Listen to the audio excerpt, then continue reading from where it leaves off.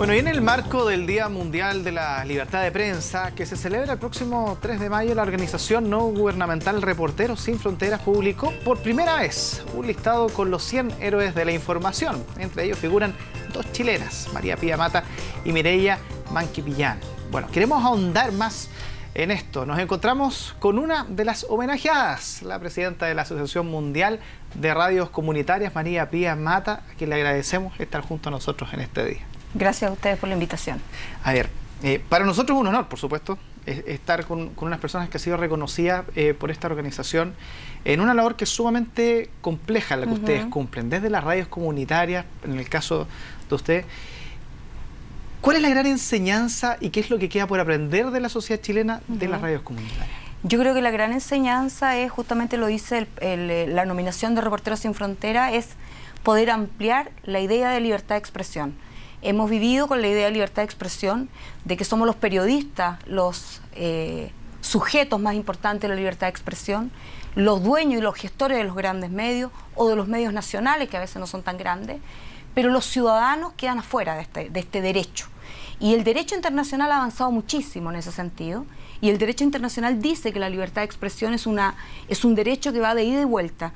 La tiene el que emite una opinión, el que la recibe, pero de vuelta también la tiene aquel que puede emitir esa opinión por distintas vías, por radios, por televisoras, por internet, de distintas formas. Y yo creo que en eso, en Chile a lo mejor nos falta avanzar, y creo que las radios comunitarias en eso son una expresión de esa enseñanza, de que es posible construir en diversidad discursos comunicativos desde la diferencia, desde lo comunitario, para mejorar nuestra calidad democrática y nuestra concepción de país o de países, ¿no? Ahora, una de las críticas que se le ha hecho quizás al periodismo en general viene después incluso de la Guerra del Golfo, con la espectacularidad de las transmisiones en vivo, todo, en donde el público que antes leía sus noticias se pasó a transformar a veces en consumidores, y al parecer son los medios se lo tomaron muy a pecho, el consumidor de noticias.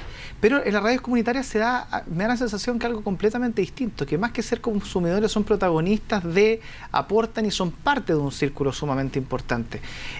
¿Está ahí quizás el nicho que a nivel de medios, a nivel de comunidad, el periodismo debiese un poco retomar o aprender un poco de lo que está sucediendo en ese rincón? Yo creo que sí. Mira, la experiencia del norte de África con la primavera árabe fue tremendamente exitosa en ese sentido. Tuvimos mucho que aprender, porque se hablaba mucho de las redes sociales, que efectivamente fueron un soporte fundamental en países donde todo está concentrado en el Estado, el estatismo, no lo público, el Estado. Por lo tanto, los ciudadanos que tenían más condiciones pudieron usar los soportes de Internet para poder transmitir hacia el mundo lo que ocurría, ¿no?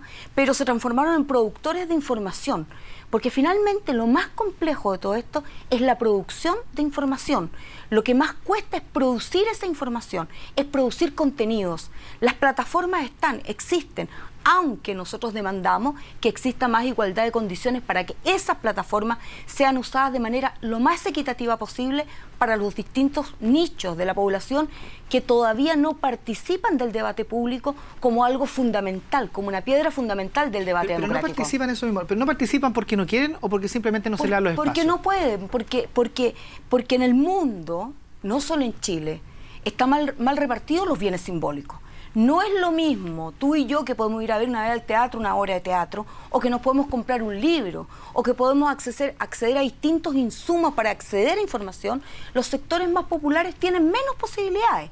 Indudablemente, el nicho el capital simbólico está distribuido de manera poco equitativa. Pero el hecho que haya pocas posibilidades no quiere decir que haya pocas necesidades. Me imagino que ellos tienen muchas necesidades. Muchísimas necesidades, muchísimas. O sea, desde las personas que quieren, las comunidades que quieren recuperar sus lenguas autóctonas, hasta las comunidades que quieren plantear los problemas de sus barrios. Por ejemplo, barrios que necesitan o tienen dificultades con las inmobiliarias, con los municipios, con la seguridad. ¿Y cómo se mueven, por ejemplo, en ese tipo de información, donde están esas necesidades que quizás a través de las radios comunitarias o a través de la labor que ustedes realizan logran expresarse, pero también se topan con esto que es sabido por todos, que es el poder, que es todo el área empresarial, que quizás también tiene sus motivos por los cuales maneja ciertos aspectos. Vemos discusiones tan importantes ahora como reforma tributaria, pero donde definitivamente todo esto se mantiene entre una nube y esta ciudadanía permanece, pero permanece ahí, sin ser muy escuchada. ¿Dónde se debe pegar este salto para que ellos tengan un poco Yo más creo que hemos avanzado mucho en el mundo, yo creo que hemos avanzado mucho, yo creo que hemos avanzado en la idea de que la comunicación, el periodismo como un área dentro de la comunicación, requiere expandirse.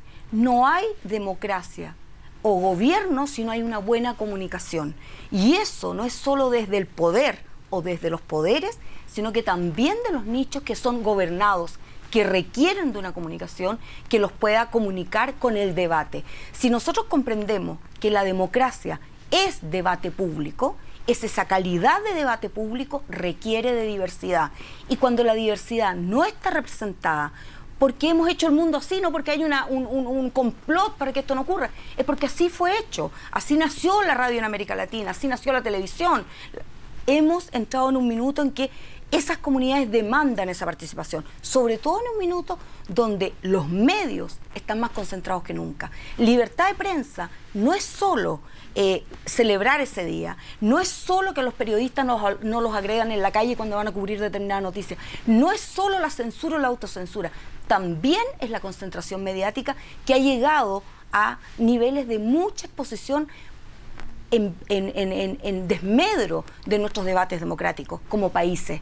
Esto no es de izquierda o de derecha, esto es un bien común para la humanidad, para nuestras democracias que requieren aprender cómo vivir en diversidad a través de discursos comunicativos que nos incorporen en nuestra diversidad y en nuestra diferencia. Ese es más o menos el planteo. Las plataformas están, ¿hay que mejorar la distribución? Sí. No puede ser que en países como el nuestro existan tal cantidad de concentración y, por ejemplo, tú lo ves en los terremotos. ¿Cómo se rompe ese esquema? Ese esquema se rompe, creo yo, haciendo conciencia. Por ejemplo, los terremotos. Tuvimos un terremoto en el norte y yo me daba cuenta cómo la gente reclamaba porque no habían radios locales. No había radios locales para poder comunicarse. La gente no tiene comunicación. En Chile desaparecieron las radios locales. Hay algunas cadenas que tienen radios locales, pero no existe el periodismo local. El periodismo y la localidad desapareció. Todo lo hacemos centralizado desde Santiago y eso tiene un efecto sobre esa comunidad. La señora de Frutillar se entera primero del choque en Santiago y no se entera que en su comunidad a lo mejor hay problemas de agua, que hay problemas de calle, que hay problemas de semáforo, y eso es una inequidad respecto al debate público. Es inequitativo. ¿Cómo se hace? Convenciendo, trabajando, sensibilizando de que el mundo cambió. ¿Son los mandatados a eso? Los mandatados son los estados que tienen que tener una comprensión de que cuando nosotros en el siglo XX decíamos el Estado es el enemigo de la libertad de expresión porque es el llamado a censurar a los medios, hoy día cuando hemos llegado a una pirámide de tal concentración de medios, el Estado es un aliado para poder hacer políticas públicas en comunicación que beneficien a los sectores comunitarios. ¿Y son los medios los mismos los que autocensuran? A veces parece que sí, ¿no? Las editorialidades a veces son de determinada manera y no de otra. O sea, nosotros creemos que la lucha o el trabajo de lo comunitario va de la mano también de los periodistas, que tienen otras dificultades para enfrentar sus problemas en los medios, o la escasez de trabajo, o las triples jornadas, o distintas formas que finalmente van en desmedro de la propia libertad de expresión del periodista. ¿Eso también ayuda a combatir un poco la soledad del centralismo que hay en nuestro país? Yo creo que sí, yo creo que sí. Yo creo que las radios que operan, me acuerdo en Aysén, la radio Santa María, una radio fundamental para esa comunidad, que cuenta el relato de su comunidad, pero no es una radio piramidal, es una radio que incorpora a la comunidad en su relato. Y quizás porque se lo pregunto, porque cuando estuvimos en el norte, en el terremoto, nosotros andamos, por ejemplo, con Radio Bio Bio, que es nuestro medio asociado. Para ellos fue una salvación que llegara a Radio Bio Bio, porque simplemente ellos no tenían nada cómo enterarse. Exactamente. Pero tuvo que ser un medio desde Santiago. Pero claro. Sin embargo, que ellos tienen tienen señal en todas las ciudades, tienen Iquique y todo, pero el hecho de que se haga más presente, para ellos fue una salvación. Pero es un mal síntoma, en cierto sentido, que tenga que haber una catástrofe o tenga que pasar algo para que la radio tome una relevancia tan fuerte. Yo te voy a contar a ti que en Haití, por ejemplo, cuando fue el terremoto del 2010, en Haití la radio es fundamental, la radio comunitaria lo es todo, porque transmiten en creol, en la lengua originaria de Haití. Fueron las radios comunitarias las que pudieron ayudar a resolver de alguna manera u otra esa catástrofe. Pero existe el diseño para poder reimplementarlas, ¿o no? El diseño desde el punto de vista del sustento económico, porque sabemos que esa también es una dificultad muy grande. Es una dificultad, pero no, el sustento económico no es la única traba. La traba también son las frecuencias, que no son otorgadas de manera equitativa en los distintos sectores. También chocamos con los poderes de nuevo, ¿no? Chocamos con los poderes de nuevo, pero yo creo que los poderes tienen que entender que a mayor diversidad mediática, los poderes también se consolidan. ¿Y dónde entra la conveniencia en juego también? A cada rato, por cierto. ¿Cómo compatibilizarlo? Hay que compatibilizarlo, porque el bien común es la democracia. El bien común es el pluralismo. El bien común es la diversidad. El bien común no soy solo yo, son los demás. Y yo creo que hay que dar paso a paso avanzar en una idea que tiene que ser integradora. Pero en un día a día tan vertiginoso, con tanta información, con tantas necesidades, ¿dónde se pueda hacer el espacio para que esto sea un tema de conciencia y finalmente se logre cambiar? Es que yo creo que la gente, a propósito de las redes sociales y de su cercanía con los medios, con lo que han hecho medios nacionales, la gente empieza a hacerse la pregunta sobre cómo está informada y cómo comunica. La gente cada día quiere comunicar más desde sí. La gente se siente cada vez menos interpretada por los grandes medios. Periodismo ciudadano, que muchos le han llamado también. Periodismo ciudadano o la propia interpretación de lo que yo hago.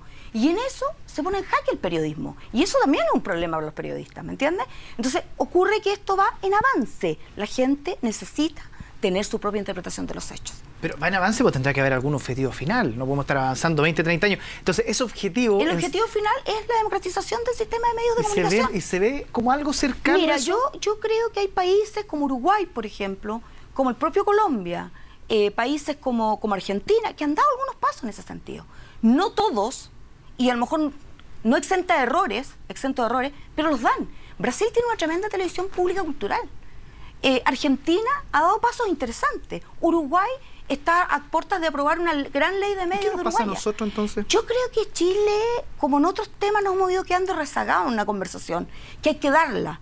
La libertad de expresión cambió de ser periodistas y dueños de medios a ser un derecho de los ciudadanos. Y ese cambio nosotros no lo hemos contabilizado. Pero rezagados consciente o inconscientemente, porque esa pequeña sutileza puede traer grandes diferencias en términos de fondo. Yo creo que inconsciente, pero también conscientemente. Yo creo que sí. Yo creo que en los primeros años de la democracia en Chile, de la transición, hubo, de hecho, ideas de que era mejor que hubiera poca olita. Por lo tanto, desaparecieron muchos los medios que hubo en dictadura, ¿no? Y eso fue ocurriendo y nos fuimos acostumbrando. Ahora, no está mal que los medios que hay en Chile, que prestan una tremenda utilidad, sigan existiendo. Si nosotros no es que queramos que no exista CNN, ni exista a lo mejor el Mercurio, no, por favor, no es ese el problema. El problema es cómo diversificamos también hacia otros lugares. Y a lo mejor los medios son distintos también. La radio comunitaria de la población, La Legua, seguramente tendrá otros objetivos CNN, totalmente distintos, que es trabajar desde esa población, con un objetivo distinto, pero que significa que su trabajo no es ni más malo, ni más bueno, es distinto. Y hay que acostumbrarse a esa idea. Hay algo sumamente cierto y necesario, sí o sí, que uno lo puede apreciar cuando va a regir. Fundamental. Muchas gracias y felicitaciones. Muchas gracias a ustedes.